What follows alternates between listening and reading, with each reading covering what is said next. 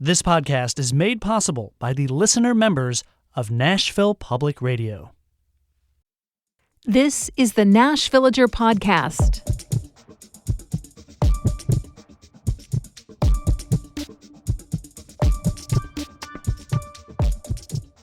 It's June 1st, 2026, and Tennessee officially became a state 230 years ago today. But as much as it was a starting point, it was also the culmination of a lot of work. For the months immediately preceding Statehood Day, leaders had been gathering to design and assemble a new state government. And even before that, there had been several other attempts to separate areas of what we now call Tennessee from the rule of leaders in states on the eastern seaboard. I'm Nina Cardona, and this is your daily digest of what's happening around Middle Tennessee with context and backstory from Nashville Public Radio, WPLN News. I guess you could say Tennesseans have never liked being told what to do by folks from beyond our borders. You see that trend these days when our current lawmakers refuse federal funding to avoid the rules and requirements that come with it. That happened in 2023 when our state walked away from money used to prevent the spread of HIV. For the second summer in a row now, Tennessee is not taking federal money to feed kids who rely on the free breakfast and lunch program during the school year. And there was talk at one point of rejecting federal education funding altogether, although Republicans did end up backing down from that plan. But truly, that let us figure it out ourselves tendency has a long history in this place. For a long time during the colonial period, starting in 1763, the British government essentially said their subjects had to stay on the eastern side of the Appalachian Mountains. That prevented any organic movement into this area. It's why we weren't a colony. Now, the colonial charters on the other side of those mountains did set things up so that theoretically their borders extended west along the same lines as far as there was land. But when the time came that people did start trickling over the Appalachians and making settlements on this side, some looked at that 1763 boundary and said that, by their logic, anything on the west side was fair game. And so in 1772, a group of folks that included the people who would later found Nashville formed an independent government called the Watauga Association in what is now Elizabethton, Tennessee. On a map, according to the colonial charter, that was just inside the northern border of the North Carolina Territory. The settlers themselves believed it was land that Virginia might try to claim, but they considered themselves beyond the reach of either of those governments. Now note, this is before the Declaration of Independence. They made no claim to be free from British rule, but they didn't think that the existing colonial rule should cover them. They took matters into their own hands. They assembled their own judicial system. They held their own negotiations with local Cherokee leaders. That resulted in an agreement of sorts called the Transylvania Purchase, one that most Native Americans would call dubious at best, that they took as a green light to start hunting in our area and eventually, in the midst of the Revolutionary War, to start building communities like Nashville, Goodlettsville, and Clarksville.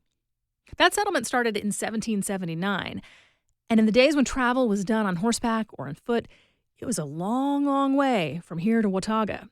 So the folks in a handful of small settlements, including Fort Nashboro, took government here into their own hands yet again. In 1780, they signed the Cumberland Compact. The agreement set up a governing council and made rules for land ownership. And again, there was no talk of coordinating with the North Carolina government or being somehow subject to its rules. I'm sure that if folks out east really knew what was going on, they would have had notes. But Middle Tennessee might as well have been the moon. There wasn't any realistic expectation of North Carolina enforcing any of its laws here. But once the war was over and the United States became its own nation, East Coast eyes did start peering over in this direction. There was debate in the Confederation Congress over whether existing states did extend west of the Appalachians or if that was just national territory. And remember, this was so early that we didn't have the Constitution yet. The nation hadn't settled on its form of government, so of course all the details were up in the air. In the midst of that debate, North Carolina declared big chunks of present-day Tennessee to be massive counties belonging to their state. Without mail service or access to newspapers, folks on our side of the mountains didn't always have all the information about the back and forth that was going on. But in the region around that first Watauga settlement, they didn't want to wait for the dust to settle. They liked their relative autonomy and wanted to keep it. They were also worried that the new United States government might want to sell this region off to the French or Spanish. So in 1784, they formed the state of Franklin. It was a strip of territory in the Appalachians, including communities like Jonesboro and Greenville, although their founding compact opened the door to Franklin, including all of present-day Tennessee. And again, they set up a government by their own standards, and they just did the thing. Congress didn't grant them statehood, but they basically operated as an independent state for 4 years. The Franklin experiment died because they were literally in the Wild West of their day. White folks and Native Americans were constantly at odds. Settlements were far from each other. They couldn't hold that government together. And also, national leaders didn't approve when they realized what was going on. There was no formal ending exactly, but when the governor's first term ended, they just didn't bother holding an election to replace him. What structure they'd started out with had slowly dissolved away. A few years after that, the debate was over. The nation had a constitution. The rules and procedures for becoming a state were ironed out more. Our part of the country was made part of the federally controlled Southwest Territory. But by 1795, there were enough people between the mountains and the Mississippi River to petition for statehood. A constitutional convention was held in January of the next year, and on June 1st, President George Washington signed the paperwork officially declaring Tennessee the 16th state. But even though we ultimately became a state by following the rules, there was still a degree of that independent spirit at play. The first General Assembly started doing business that March, more than 2 months before Statehood Day.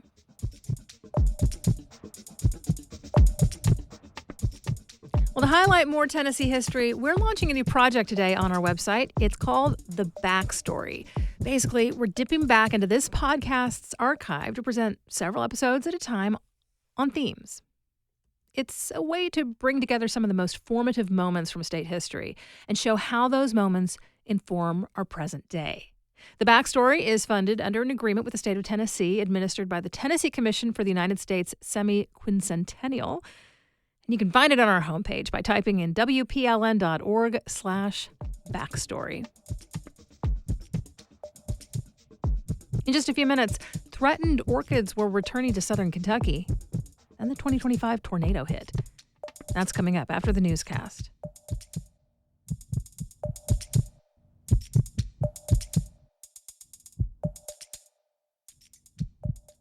This month, HealthQ is digging into what it's like to be in the sandwich generation, raising a kid and seeing your parents age. When I had a preschooler and a toddler, I got a call from my previously very independent mom that she was in the hospital. I have kind of prided myself on being self-sufficient. And in this season of life, that's almost been laughable. Tune in Tuesday mornings. For more, check out WPLN.org/HealthQ, a collaboration with KFF Health News. Here's the latest from WPLN News. A Tennessee woman is among a group of civilian activists who were forcefully detained in Libya last week while attempting to cross a security checkpoint into Gaza. Janelle Jones of Memphis was the only American arrested with the global Samud flotilla. She released a pre-recorded video. I confirm that I participated in this mission of my own free will without any coercion or pressure from any party, motivated by my humanitarian and moral duty to the besieged civilians. In the event all contact is lost, she calls on the U.S. government, human rights groups, and the media to press for her release. Efforts by Global Samud to contact Jones and others were not successful. The group released a statement saying they have not heard from the activists, but that they have been told they're being treated as possible illegal immigrants, and they could soon be deported. And a report focused on technology and policing showcases that Nashville is not using some of the tools that are common in peer cities. The Nashville Police and Public Safety Alliance commissioned the comparison of 10 cities. For WPLN News, Emily West looks at what the report says about Nashville. License plate readers have been a constant battle in Nashville. Other than Austin, Texas, Metro is an outlier for not having the technology, which scans passing vehicles for police. At a recent budget hearing, council members praised Chief John Drake for the decline in crime rates without using LPRs. Right now, Nashville police also don't have a gunshot detection system, nor real-time video across the county to support its crime center. Look at the peer study, we compare favorably to any city in America, but we could also have further reductions and less crime, less victims if we had technology that could help us be more effective. Nashville police do have cameras dispersed throughout downtown. Those can help police, like during the Riley Strain case, when a young inebriated man fell to his death in the river. The footage allowed detectives to trace his final steps and close the case. Emily West, WPLN News. In recent years, Metro Council has expanded its control over surveillance proposals and requires police contracts to go through legislative review. The Nashville Electric Service has selected the 4 neighborhoods where it will bury power lines. It's part of a pilot program to protect the lines from being exposed to severe weather and debris. At a recent board meeting, NES approved $9 million to move lines underground on a street in Old Hickory, one in Cane Ridge, 2 streets in the Thompson Lane area, and a few in Charlotte Park. Hundreds of thousands of Nashvillians lost power during Winter Storm Fern, some for more than a week. NES was asked to take alternative approaches. One suggestion was burying power lines, although some experts say that isn't always effective unless implemented system-wide, and it can be very costly.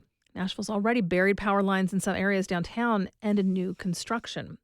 NES has also undertaken an aggressive tree trimming approach that has faced widespread community pushback.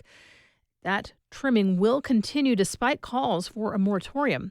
Utility leaders say it would be more dangerous to allow trees to go untrimmed, raising the risk of damage and power outages. NES has agreed to scale back how aggressive its trims are, allowing somewhat more vegetation beneath power poles and wires. There's been widespread alarm about NES trimming. The utility had fallen behind on routine pruning and is now cutting trees that haven't been maintained in 4 years. Going forward, NES says it will accelerate its schedule to trim trees every 3 years instead of every 4. Advocates for the homeless are asking for approval to build a transitional housing facility in Franklin. It's called Stable House, a stable place for people to stay for a few months as they earn money and look for permanent housing. Plans for the 11,000-square-foot facility were presented to the Franklin Board of Mayor and Aldermen last month. The proposal includes one structure with 66 beds, as well as 8 individual homes. It would be built by the Williamson County Housing Alliance, which has operated an emergency shelter space during extreme weather since 2019. If approved, this would be the county's first shelter not housed in a church. The descendants of a blacksmith enslaved by John Overton Jr. unveiled a historical marker over the weekend to honor him. WPLN's Blake Farmer reports from Forest Hills, where many roads honor Confederate generals, not Union supporters. Hiram Overton and his wife self-emancipated, as the roadside marker says, and set up a blacksmith shop on Granny White Pike. It's just a few miles from Travelers Rest, where they'd fled early in the Civil War. Their enslaver was off fighting for the Confederate Army. The deep research that led to the marker's approval was completed by his great-great-great-granddaughter, Aisha Francis. She read from a court transcript she found in the National Archives. During the war, did you wish the Union or the Confederacy to win, and why? Almost any fool wants to be free. Birds want to be free. I wanted to be free, and I wanted the Union to win. That's Jesse Overton III, who stopped to read the words again. Many of his cousins in attendance also share the last name of their patriarch's enslaver. Almost any fool wants to be free. Birds want to be free. I wanted to be free. Blake Farmer, WPLN News. Starting today and through the month of June, the Tennessee Highway Patrol will be on the lookout for drunk drivers across the state. Sobriety checkpoints will be set up in and around Nashville in both urban and rural counties, including Dixon, Montgomery, Wilson, and Williamson. Exact locations can be found on the website for the Tennessee Highway Patrol. You'll find more news anytime at WPLN.org.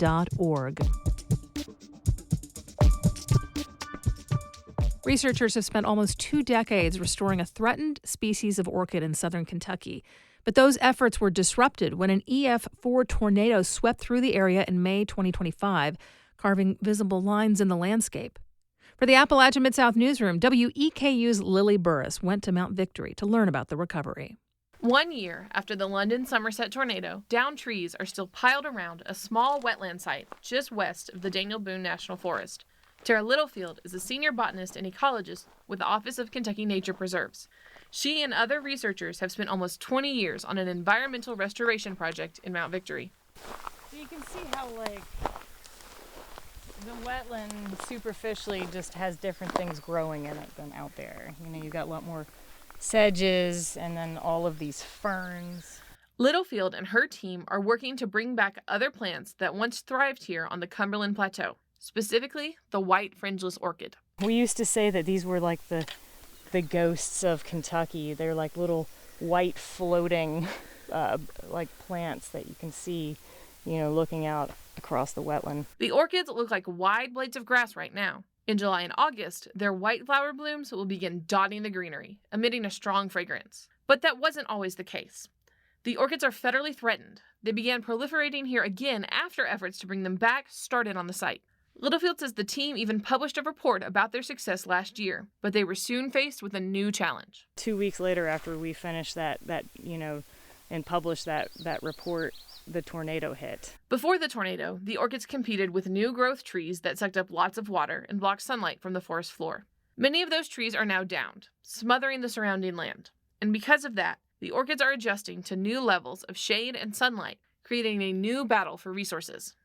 Right after the tornado, I took a small saw crew and we hiked through the tornado zone to try to cut up and pull some of the new trees that had fallen on the orchid populations. Chris Barton is the founder of Green Forest Work, a nonprofit that focuses on restoring land in Appalachia that was impacted by surface mining. He originally got involved with the wetland restoration through his research as a professor at the University of Kentucky.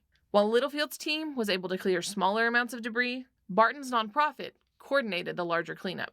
We created a path to each of the wetlands, and then we carefully removed trees out of the actual wetlands. And a year later, they've made a lot of progress. This time last year, it was like despair. It's like, oh, we did all of this work for nothing. And but now I think there's some hope and there's some intrigue on what is going to happen to this system. Researchers with the Restoration Project plan to push forward with the hope of replicating their process in other locations. And Barton says the orchid is a key indicator of their progress. This particular orchid species is like a keystone species to restore that community. If we can get this species to come back, then we think all the other associated species with it have an opportunity to come back as well. For the Appalachia Mid-South Newsroom, I'm Lily Burris.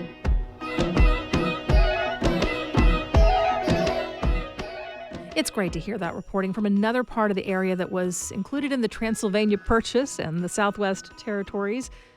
Tennessee and states like Kentucky have always had a lot in common, and it just makes sense to share reporting across the region. That's what we're doing with the Appalachian Mid-South Newsroom, which is a collaboration between 7 stations in 3 states. Thanks for listening to the Nash Villager podcast. We take this look at local and regional news every weekday. If you like it, go ahead and subscribe on your favorite podcasting app and tell a friend or give us a mention on your socials. It really helps get the word out. And of course, everything at WPLN News is listener supported. You can become a member at WPLN.org. And while you're there, check out the backstory. And that's it for today. Thanks so much for listening. Let's make this Tennessee Statehood Day a good one. And we'll catch back up tomorrow.